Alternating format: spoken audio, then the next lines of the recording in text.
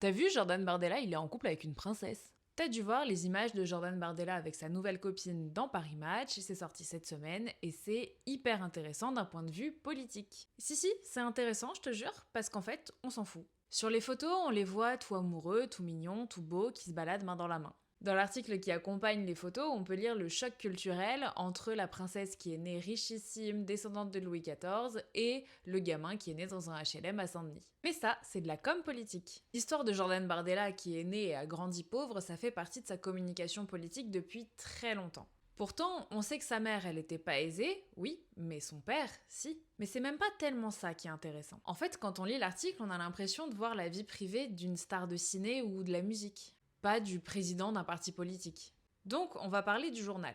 Paris Match, c'est une institution de la presse people qui a un moment appartenu à Bolloré et qui maintenant est à Bernard Arnault. Il y en a qui disent que c'est pas des photos volées, pas une paparazzade, mais bien une commande. Les photos, leur angle, le fait qu'elles aient pas été prises de très loin, il y en a qui pensent que c'est fait exprès. Ensuite, il y a la journaliste. L'article, il est signé Anne Tuquois. Et en fait, c'est un pseudonyme. Elle a jamais écrit pour qui que ce soit, ni Paris Match, ni ailleurs. Bon, et si c'était une commande, est-ce que ce serait grave? Bon, c'est le moment de se questionner alors. Prenons l'opposé de Jordan Bardella, qui est le président d'un parti d'extrême droite. Ça nous donnerait Manuel Bompard, coordinateur d'un parti d'extrême gauche. Mais prenons plutôt Mélenchon, puisque sa vie privée est un peu plus connue. Il a été marié, puis divorcé, et depuis, il se dit célibataire. On sait qu'éventuellement, il aurait eu une liaison avec Sofia Chikirou.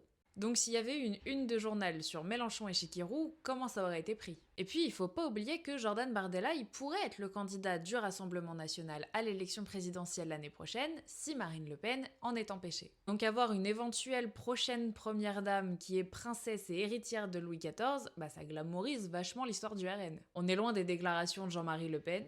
Je vais faire courir, moi, tu vas voir le rouquin là-bas. Hein?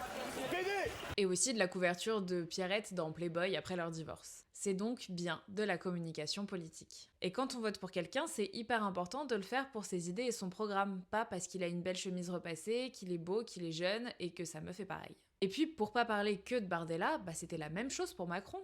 Il y a eu plein de témoignages de gilets jaunes qui ont dit avoir regretté d'avoir voté pour Macron juste parce qu'il était jeune et dynamique. Et même chose pour Hollande parce qu'il était drôle et sympa. Oublie pas de t'abonner et dis-moi ce que t'en penses.